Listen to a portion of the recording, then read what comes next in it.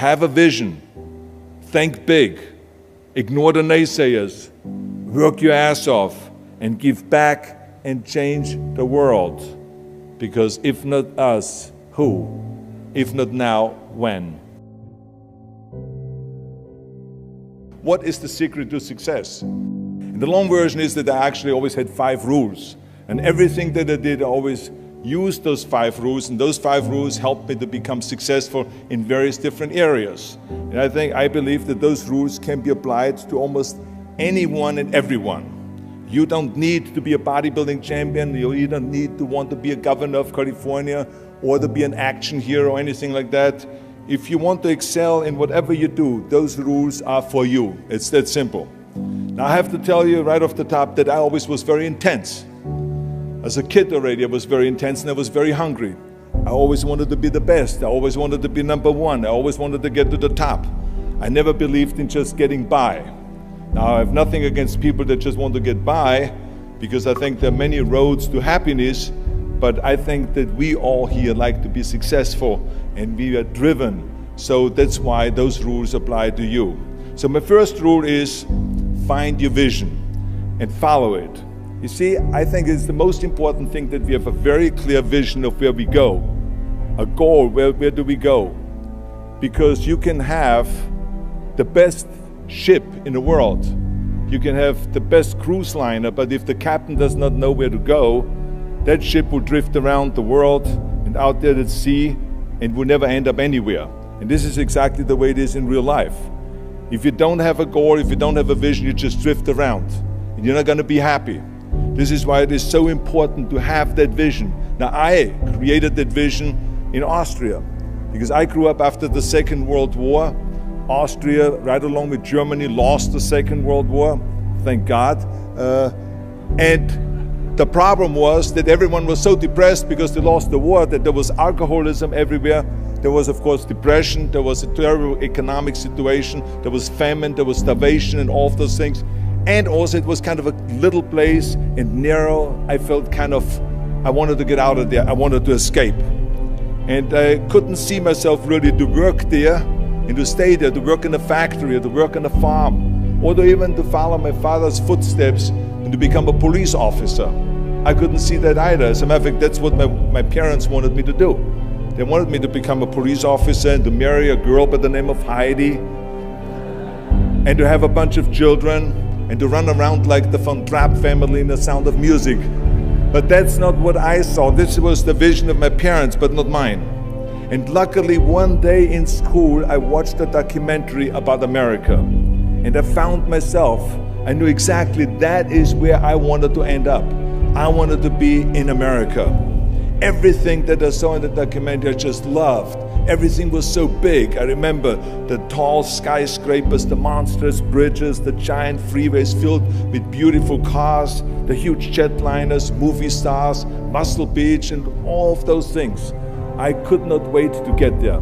The question was just, how do I get there? How do I get to America? I mean, this was not a common thing to do way back in the 50s. No one had the money to travel or anything. But one day I was fortunate enough to see a magazine. And that magazine showed me the path to America. And it was a bodybuilding magazine. And on the cover was this very muscular guy that was standing there like Hercules with a Hercules outfit. His name was Reg Park.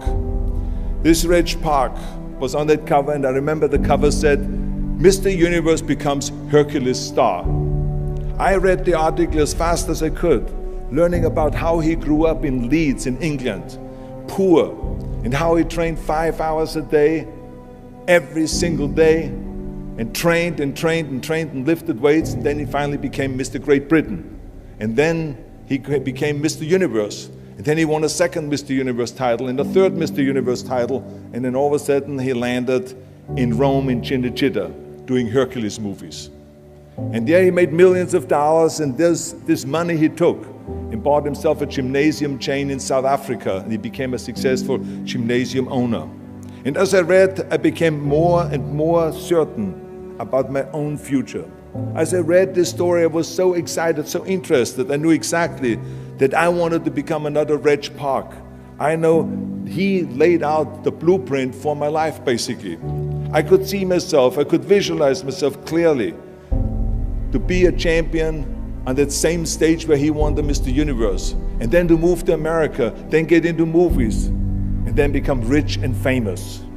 I had that vision very clearly laid out. I was so happy that I knew exactly where I was going.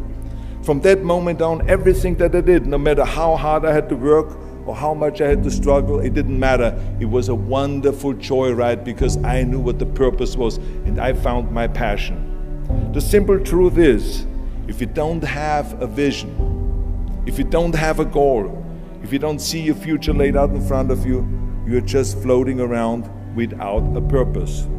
And I think that the numbers speak for themselves. This is why so many people around the world are unhappy with their jobs. I mean, in America, 74% of the people hate their job and would like to change jobs. But think about that. That means that only a quarter of the Americans love their life's work. I mean, that is a very depressing statistic. I always smiled when I worked, no matter how hard I worked. I always had a great time, no matter what I did. It didn't matter if it was in bodybuilding, or if it was in the movies, or if it was as governor. I remember in the pumping iron days, people ask me in the gym all the time, why are you smiling all the time? Why are you so happy? You have to lift 50 tons of weights. You have to train 5 hours a day. I mean, I look at the other bodybuilders' faces and lifters' faces, and they look kind of depressing. They look sour. They're miserable that they have to lift weights. You don't look miserable, you look happy. And I tell them always, I say, I smile because I know exactly that every rep that I do, that every set that I do, every weight that I lift, I get one step closer to turning that vision of mine into reality and becoming that Mr. Universe. I could not wait to lift another 500 pounds in the squats. I could not wait to do another 1,000 sit-ups. I could not wait to do bench press, more bench press and more curls until I couldn't move my arms anymore. Because I knew that every rep got me closer to standing on that stage as a champion. As a matter of fact, when I lifted weights, I didn't really feel like I was lifting weights. I felt like I was lifting a trophy over my head each time I lifted. And to have all those bodybuilders around me and thousands of people screaming. And I tell you that this vision didn't just help me in bodybuilding, it helped me with everything, like I said. I remember in the movie business, there was many times stunts that I had to do where I got hurt, where I was in pain, in agony, and had to do it over and over again. I remember one incident specifically on Conan the Barbarian. There I was crawling on all four, on rocks, over rocks and gravel, holding my sword right in front of me. And as I was crawling, the camera followed me, and it was around 30 feet that I crawl on those rocks and this gravel. And eventually, after 10 takes, my elbows and my knees started bleeding and hurting. And the director came to me sheepishly and said to me, he says, do you mind if we do another take? I need a close-up of you. And I said to him, no, I don't mind at all. I said, go and do as many takes as you want. He says, no, I don't want to do that because I know you're in pain, you're bleeding. I said, no, I don't feel any pain. I said, the only thing I see is the finished scene. I see the finished scene of me crawling on all four with my sword in the front, crawling up and sneaking up behind Thulsa Doom, the main villain of the Conan movie that killed my parents, and rising up behind him and cutting his head off. That's what I see. Remember, crush your enemies, see them driven before you, and hear the lamentation of their women. So this is why, because I visualized that scene, this is why I did not feel that pain. I did not care if I was bleeding on my knees, because I know that pain is temporary, but the film is permanent. And I explained that to the director, so this is why I try to tell you, always discover your vision, and the rest will follow. Now my second rule is never ever think small. If you're going to accomplish anything, you have to think big. You have to go and shoot for the stars. The biggest challenge most people have is because they think small. And the reason why people think small and why they choose small little goals is because they're afraid to fail. They know that if you shoot for a big goal, then the chances of failing are very high. And they're afraid of failing. It's one of the most common things why people are frozen and why they can't make a move in life, because they're scared of failing. I say to myself, hey, I'm not worried about failing because that's part of life. You're not going to go and win everything. And how far can you fall? Look at this. This is the ground. That's as far as I can fall. And you know something? That the only time you really consider the failure is if you fall and you don't get up. But if you get up, you never consider the failure. So I never considered myself a failure. I always considered myself a winner, even though I fell every so often. But I always got up and I always moved forward. This is the important thing. I never had any patience, of course, for thinking small, because in German we have a saying, wenn schon, denn schon. And that means that if you do something, then go all out and do it well. And this was not just the case in bodybuilding. I didn't just want to be a bodybuilding champion. I wanted to be the greatest bodybuilder of all times.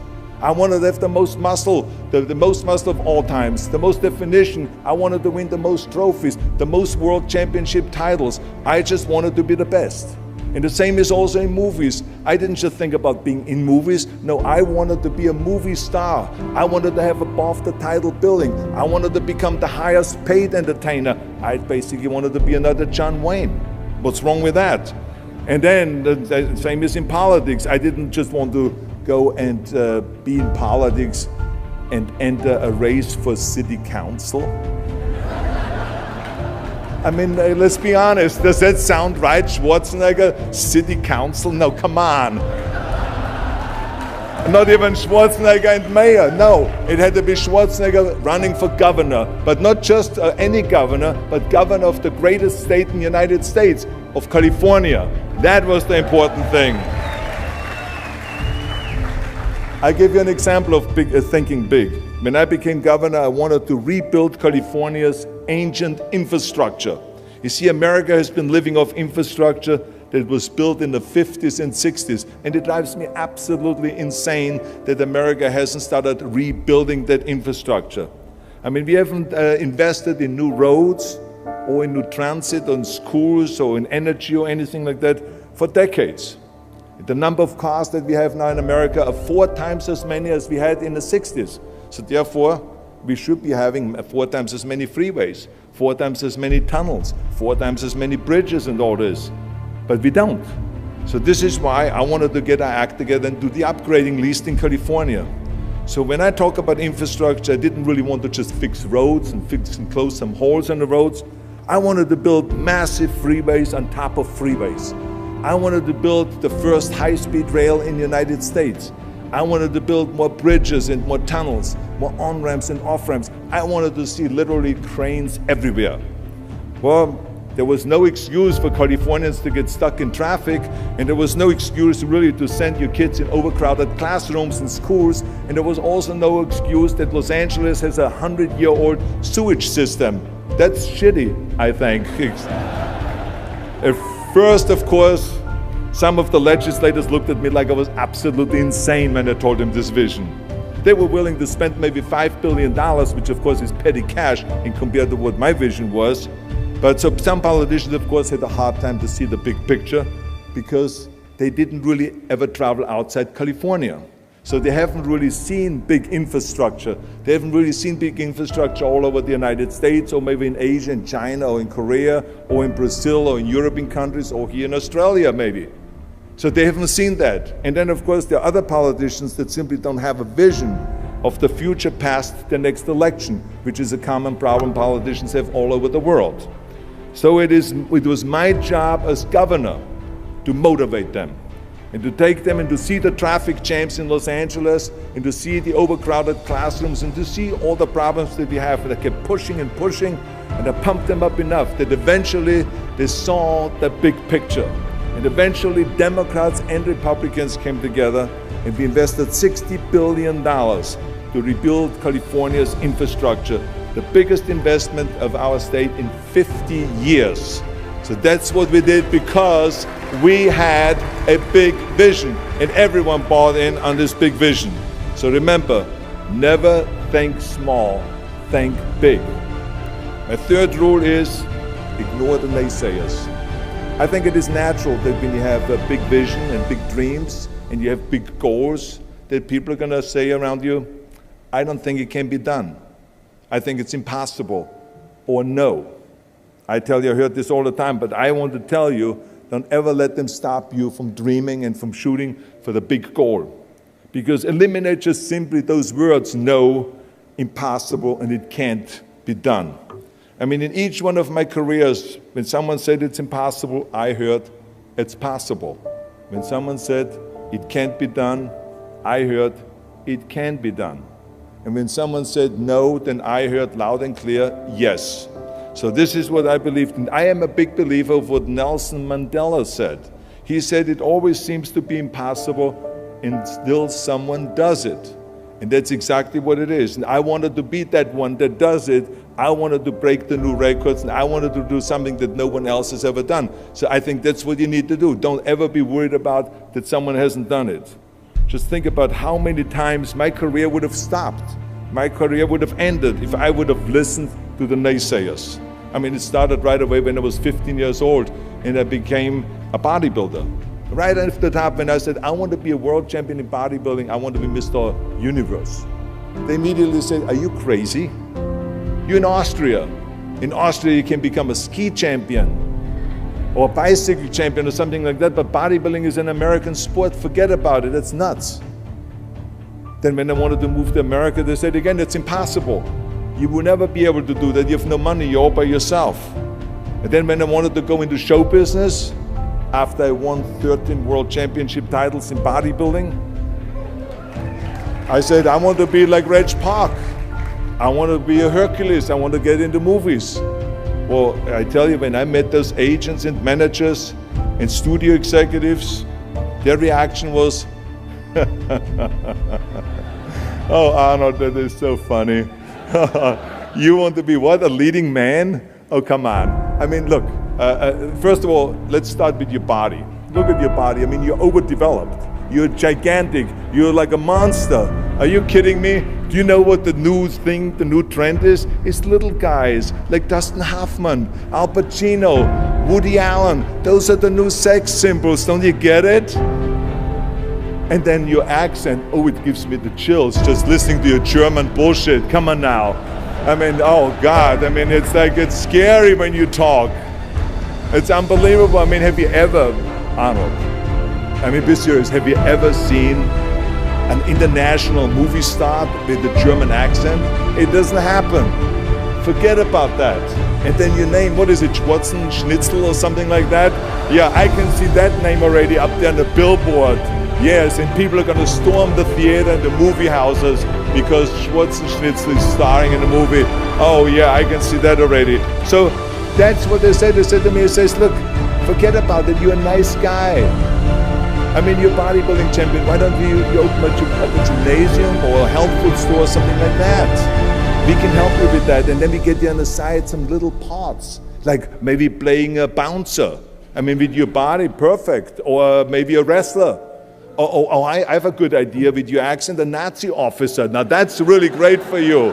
I call my buddies over at Hogan's Heroes. I mean, they would probably use someone like you. So that's what they said. Imagine that. Everywhere I turned, they said, no, it won't happen, it's not going to happen, and forget about it. Luckily, I did not listen. I did not listen because I knew if I worked hard enough and if I worked as hard as I did in bodybuilding, 5-6 hours a day, that I will make it, that I could prove them wrong. And I started working very hard. I started taking acting classes, English classes, speech classes, dialogue classes, even accent removal classes. I ran around all day saying lines like, a fine wine grows on a vine. Because you see, we Austrians and Germans have a difficult time with the V and with the W and with the F, we get it all mixed up. So it was a fine wine grows on a vine, or the sink is made out of zinc. And all those kind of lines. I said over and over, and you know something? All of a sudden, I got a little break. In the early 70s, I remember All of a sudden, I got a TV show, a little part, then another little part. And then all of a sudden, I got a phone call from Lucille Ball to be in her special happy anniversary and goodbye, which was with Art Carney. I had this 6-minute scene as an Italian masseur. Now, most people don't know the difference between an Italian accent and the German accent, so I got away with my German accent. But I played this Italian masseur, and I was so delighted. And then right after that, I got a guest starring role in Streets of San Francisco with Michael Douglas and Carl Malden, and then Pumping On and Stay Hungry. And then, of course, I landed the big role of Conan the Barbarian. So finally, I got the big break. And you know what was so interesting about it was that as soon as we were finished with the Conan movie, we were out there on a promotion tour, and the director said at the press conference, the director is John Milius, he said, if we wouldn't have had Schwarzenegger with those muscles, we would have had to build one. Now think about that. Before it was this huge obstacle to have this body, and all of a sudden the director says, if we wouldn't have had Schwarzenegger with his body, we would have had to build one. Now what a turnaround. And then when I did Terminator, James Cameron said, which was really great, he said the "I'll be back" line became one of the most famous movie lines in history because of Arnold's crazy accent, because he sounded like a machine when he talks. So as you see, everything that the naysayers said was a liability became an asset.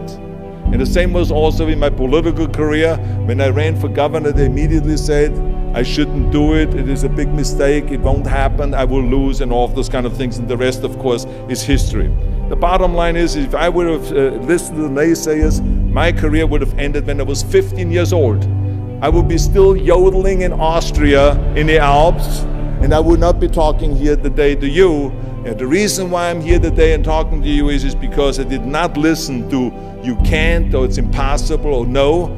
So I just recommend to you very strongly, ignore the naysayers.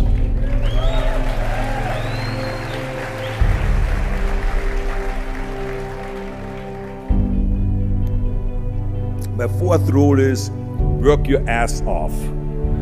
Nobody ever stumbled upon success by accident, except maybe the guy who found gold in California. But don't ever think that you can be that guy. I mean, you never want to fail because you didn't work hard enough. I always believed no stone unturned. Work your butt off. That's what I always believed. No matter what you do, work, work, work. I remember Muhammad Ali, one of my great heroes, had a great line in the 70s when he was asked, how many sit-ups do you do? He said, I don't know, because I start counting only when it starts burning. When it starts burning, that's when it starts counting. You see, that's what makes you a champion. It doesn't matter in what area you're in. No pain, no gain. The bottom line is, one of my rules, which is work your butt off. If you don't apply that rule, all the other rules won't mean anything. I mean, it drives me absolutely nuts when people say, I don't have time to work out. Haven't you heard that many times? I don't have time to work out, or I have worked so hard all day, I'm tired, I cannot work out anymore. Or I cannot read another book, or I cannot improve myself, or I don't have time, or I work so hard that I cannot really improve my business, or I cannot grow as a person, or any of those things. What the hell are we talking about here? I mean, today is 24 hours, you sleep 6 hours, so you have 18 hours left. I mean, I know there's some of you out there that say, well, wait a minute, I sleep actually 8 hours, but that's just sleep faster, okay? You didn't, I mean, let's not get bogged down with this stuff here.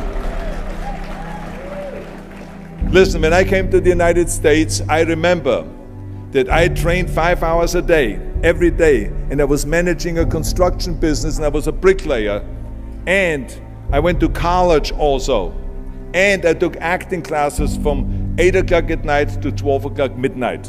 All of that in one day. Every day I did that. I did not worry about it. I knew that I had 24 hours and I didn't want to waste one single hour.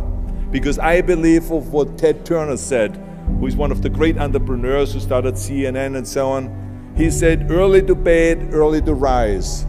Work like hell and advertise. So that's what I believe.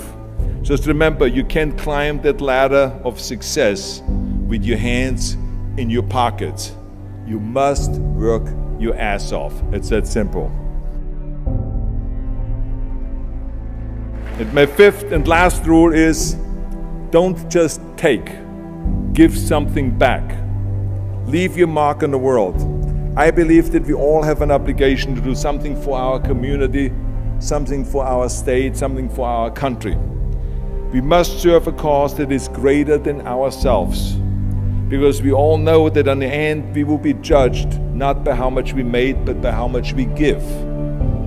Ever since America greeted me with open arms, I've had this sense of responsibility, and I felt obligated to give something back to America.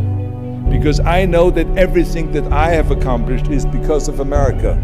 If it's my bodybuilding career, if it is my show business career, my political career, the money that I've made, my great family that I have, all of this is because of America. But I have to recognize the fact that America did not become the land of opportunity in this great country by itself. No, in history, people worked tirelessly in America. People fought and people died to make it the land of freedom and opportunity and the land of liberty. So now it is our responsibility, if we want to keep it the #1 country in the world, to work for that and to give something back to that country. And it doesn't matter if you're in America, or if you're in Australia, or if you're in China, or if you're in Japan, or in Italy. It is the same thing. You all have to give something back to your country, no matter where you're from. Now, I love the words of my father-in-law, Sergeant Shriver, who started the Peace Corps, the Job Corps, legal aid to the poor during the Kennedy and during the Johnson administration. He was the #1 public servant, and he always inspired me to become a public servant. He was one of my heroes. He said at Yale University at a commencement speech, he said to the students, tear down that mirror. Tear down that mirror that makes you always look at yourself. And you will be able to look beyond that mirror, and you will see the millions and millions of people that need your help. And I saw those millions and millions of people. And this is why I tried to take every opportunity that I could to give something back. I started training Special Olympians, people that were intellectually handicapped, to help them with weightlifting and powerlifting. I became the international powerlifting coach and the torchbearer for Special Olympics. Then later on, I joined the Simon Wiesenthal Center to fight prejudice, so we don't have the things happening again as we had during the Second World War, during the Nazi Reich. And I joined also the President's Council on Fitness. I became the chairman under President Bush from 1990 to 1993. To be the chairman and to promote health and fitness in all 50 states. I traveled all 50 states. I started after-school programs for the most vulnerable children, for inner-city children, to make them be able to say no to drugs, no to gangs, and no to violence, and to say yes to education and yes to life. And every single time I reached out and I gave something back, I felt fantastic. Nothing made me happier. I would rather play chess with an 8-year-old kid in an after-school program, or play golf, a round of golf with a Special Olympian, than go down another red carpet of a movie premiere. And I have nothing against movies, but to give something back to me is more important than just to think about myself. Eventually, the joy of giving back was so great that I decided to become a public servant full-time and to turn my back, actually, and walk away from my career as an actor. After I finished promoting Terminator 3, I jumped into the race, into the governor's race in California, and I ran for governor. And even though my friends advised me not to do that, they said, "Are you crazy, Arnold? Don't you understand that you would lose now this $20, $30 million a movie that you're getting paid?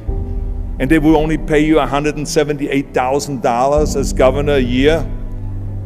Well, I didn't care, because I knew that all the money that I've made and to be in that position in the first place to make this money is because of America. It was time to give something back.